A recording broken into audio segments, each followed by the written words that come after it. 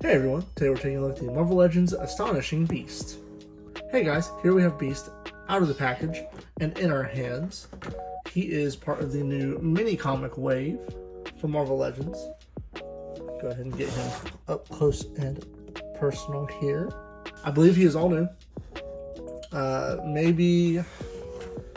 No, I don't think any part of him is reused from the Marvel Legends Retro Beast or from the Caliban wave. Of course, this is based on the new X-Men design of old Hank McCoy from when he went from the old George Perez style with the kind of Wolverine wing hair to now being kind of part lion from his advanced mutation. As he is part of this wave, he does come with one of those mini comics. So before I get into anything else, let's go ahead and talk about his accessories. So, as I said, Beast comes with this mini comic, which, as you guys know, I am not the biggest fan of these. We lost Build-A-Figure parts, and we are getting mini comics, which wouldn't be too bad if you actually got a comic with it. But no, it's just a piece of plastic with no QR code. And that said, I do like the cover that they're all reading a comic book, blah, blah, blah. Other than that, Beast has his two furry claw hands, and then he comes with a blue fist and a four-fingered hand for holding said comic, which it does slot in there pretty well. So there it is, holding the comic.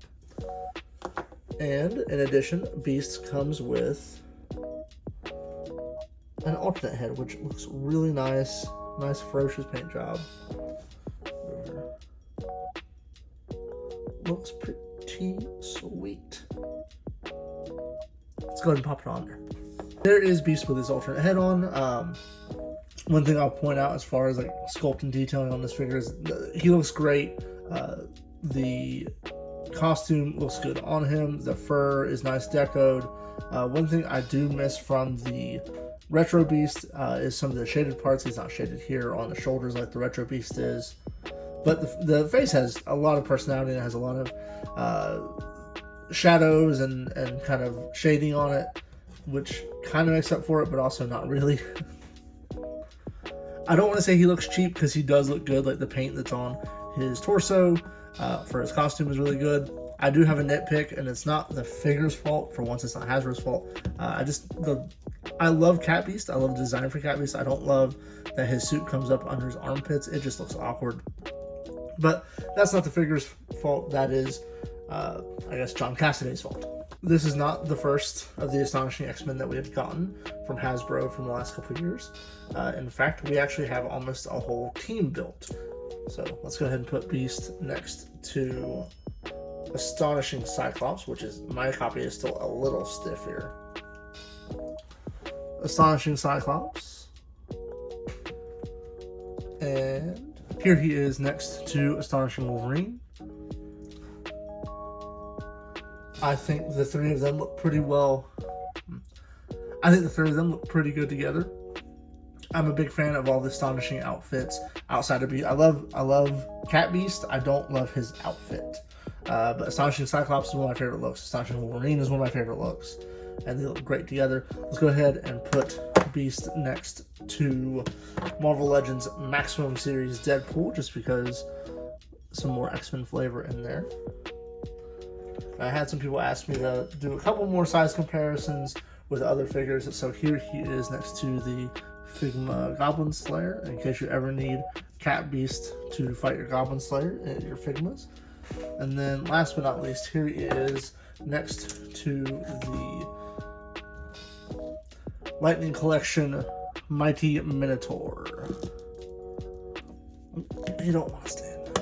There we go. That Mighty Minotaur is a big, I gotta zoom out just to get him in there. Mighty Minotaur is a big fella. I love him. Now that we've got his accessories and now that we have his comparisons out of the way, let's go ahead and take a look at his articulation. This, I will tell you right now, Beast kind of surprised me. We'll go ahead and get him up close here. He kind of surprised me. So like right out the gate, his arms were pretty loosened up. So actually, let's start at the head. So head, he is on the disc hinge neck, which gets plenty of movement there. One cool thing I do like about his head is that it kind of shifts, which is pretty neat. Not a ton of tilt, kind of side to side, but he does look up fairly well. Does not look down a ton. One thing that I do not like about this figure, you see here, his head is fairly gappy from the back.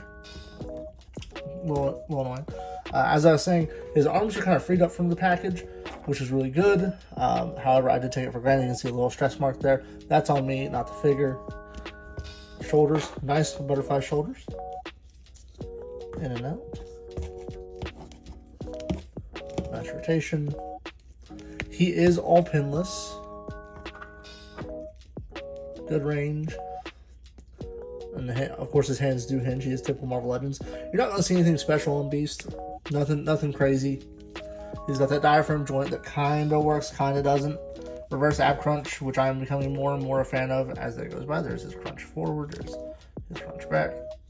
Would it be better with a ball joint waist? Of course he would. I think everyone agrees on that. However, for some reason, I just really like the reverse ab crunch. Not really sure what it is. Call me a shill, sure, but I like it. As for his legs, they don't go up too far. They don't go back very far. He does have thigh rotation. He can do almost a split. They go up. We get that much there. No calf swivel. Ankle pivot. And he does have maximum toe hinge. And that is Beast. Alright, and there you have the Marvel Legends Astonishing Beast from the mini comic wave. I think overall, he's really well done, really well executed. There's a few things that kind of could have been done that would have set him apart, like just a little bit of shading, like the Retro Beast. When comparing him to the Retro Beast, I kind of wish I had not sold mine off. Just for this review, I think Retro Beast is the better action figure overall. However, if you're like me and you really like the aesthetics of Cat Beast, I know that's not for everybody. I'm a Cat Beast fan.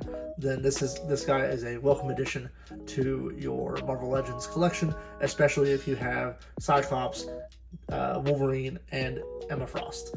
So yeah, you can build. We're starting to build the Astonishing X-Men. It's really cool. There's a room where there's a Colossus and Kitty Pryde 2-pack coming as well.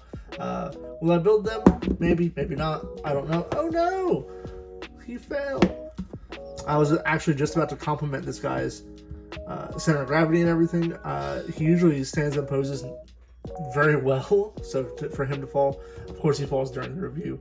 But no, really glad I got him. He is the only figure from the mini comic wave that I plan on buying. Just no one else in that wave really hitting it for me.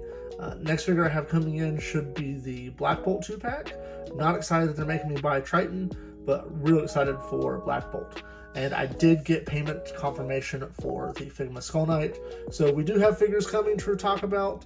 In addition to that, I do want to talk more about Sword for Hire. Just to be honest, I have started playing with Procreate and trying to color in some panels. So that's eaten up a lot of my time learning that software. But I do plan on doing some more videos for Sword for Hire and giving you guys some updates. But yeah, that's going to do it for me. That's going to do it for the Marvel Legends Astonishing Beast. Thank you guys for watching, and I'll see you on the next round.